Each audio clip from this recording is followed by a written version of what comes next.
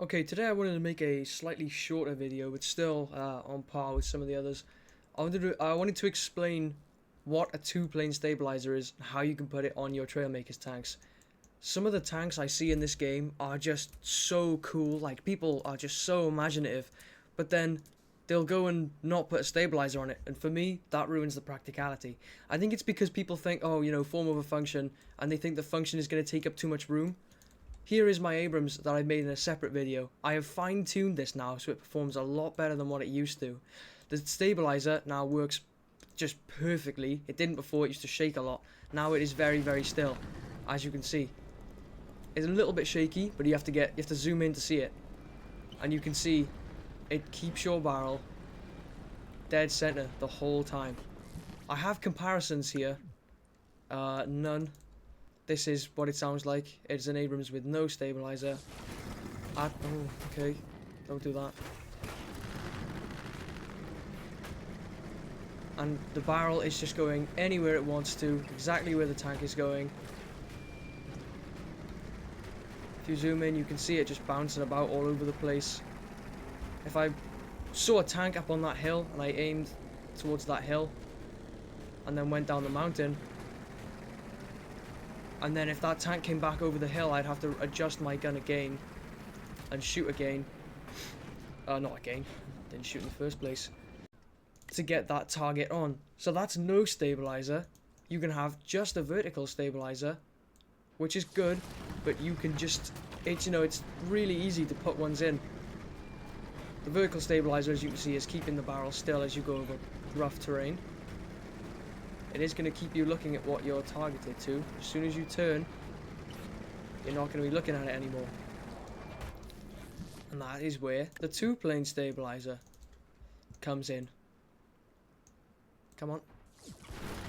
So don't worry about the fact that this is max complexity. There's much more in this than just the stabilizer to make it max complexity. Like this, this whole of the body is pretty much full. It's like got thrusters in it. You can see it's got engines all in it. It's got logic all in it. This was a test. I didn't expect this to go so well, but it really has, and it just performs amazingly.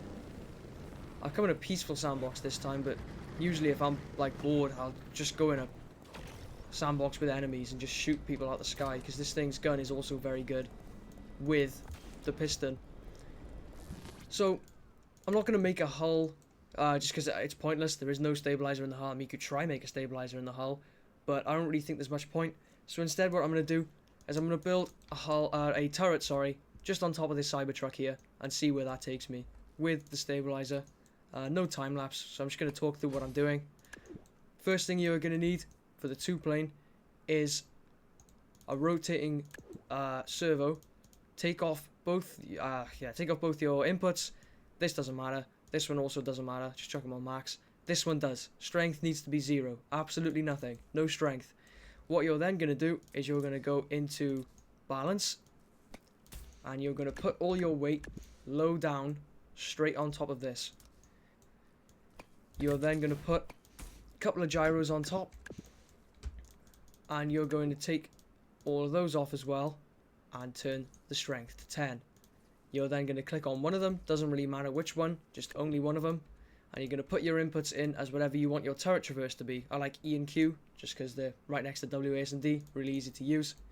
So right now we have no strength servo, 3 no input gyros on max strength, and 1 with inputs. And what this should do, don't worry about it shaking, it's because it doesn't weigh enough. But you can see it's turning to the right place every time. So if it is shaking rapidly back and forth like that, all you got to do is put more weight on.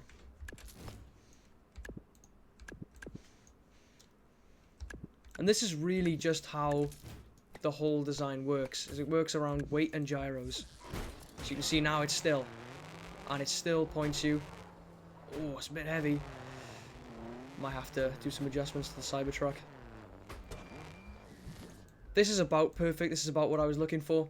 And the turret should still turn. Yeah, quite nicely. And then for the vertical stabilizer, the easiest thing to do is to have this 1x2 large hinge. Take off all your controls again. These don't matter. This one also doesn't matter, but I do these just for safekeeping. Again, strength, 0. That's the important one. No strength at all. You then get your gyro stabilizer, put it on the end, turn the strength to max, make sure this can all be on default settings, doesn't matter. Put another one there, just because it's a little bit stronger. And then put your second hinge on top of that with your elevation controls. I use shift and control, again, because my pinky finger is there, it's just ready to use. And you can set this to whatever you want it to be. I like having it like this. Make sure this one's strength is 100, by the way, max strength. Okay, that could be a problem. The fact that that's dipping up and down. You can see now. Oh, I also need to, good thing to note, hold position. I forgot about that. You have to turn that on as well. You have to turn on hold position. I think, yeah, I've done the wrong. Yeah, that would explain why.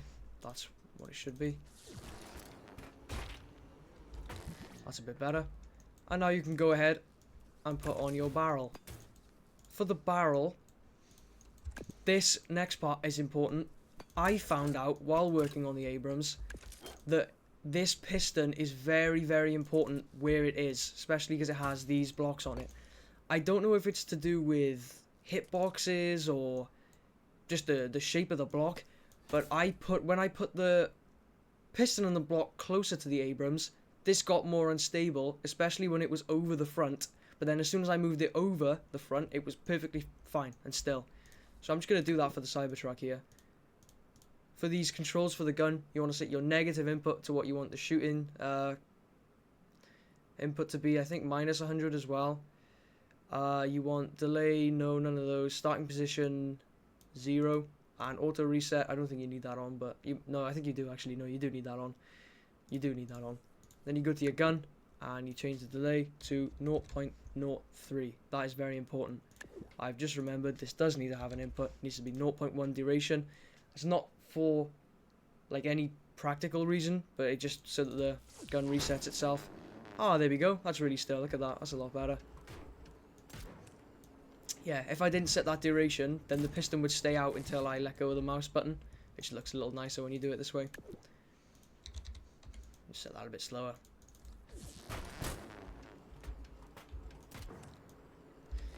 That works quite nicely. Now you can just decorate the barrel, make it a little bit longer. See if that's too long. Nope, that looks alright. And you can see now that barrel is perfectly still.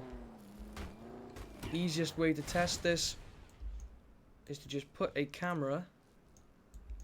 We'll put the camera on here. It's in, no, it's not in gadgets. No angle, it's 30. Field of view. This is the cannon. You can see how still it is while we're driving about. It's going to stay perfectly level as we come over this mountain. The car is going to dip into the floor, maybe even go off the map, but that barrel is still going to stay right where you left it. And look, I mean, it's not that big. The shape of your turret is going to be like that anyway. Ooh, the Cybertruck's not strong enough. Very important things to note as well, just to finish off, is if you are going to decorate your turret, be careful what you put here that is attached to this. So if I was going to, for example, do something like this. Take that off. And then I put in one of these pieces. Just be careful that your gyro stabilizers are okay with them being there, because sometimes, yeah, okay, I got away with it this time, but for the Abrams and the Leopard 2, because I've tried to put a stabilizer on the Leopard 2, sometimes it really doesn't like those blocks being there, touching the gyro stabilizers. You can almost just lose your stabilization entirely. So just be careful when you're decorating it, and have some fun with this two-plane stabilizer. This is the best one that I know how to make. I haven't seen. It's not my design. Like hundreds of people have done it before me, but I will televise it and put it out to the public to use. Oh, the Cybertruck. We can recover. We can recover. Yeah, use the gun. So yeah, that's how you build a 2-plane stabilizer. In Trailmakers. This is really heavy.